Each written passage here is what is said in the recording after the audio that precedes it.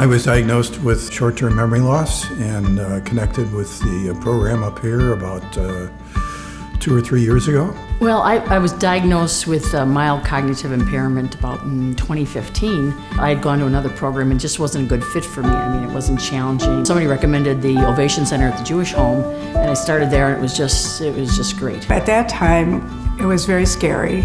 We didn't know where to turn. And so I talked to a friend, and his wife had attended the Ovation Center day programming and suggested it, and it was the best advice we ever got. In the very early stages of this, I didn't really think it was that big a deal, but over time, the changes started to become more noticeable, not only to me, maybe I was in some form of denial too, but to my sons. You know, they started noticing things. Their non-threatening programs, their classes, their clubs, their museum visits, and then they can slowly integrate into the recharge cognitive class. And that can then slowly add time on to the day center.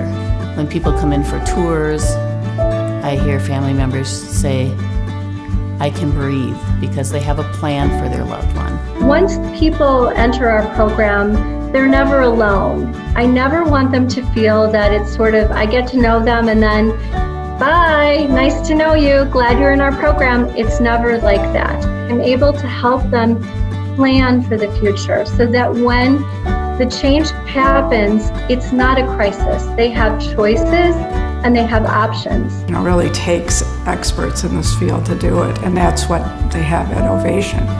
It's just wonderfully as good as you can get it, you know, except for when it's snowing.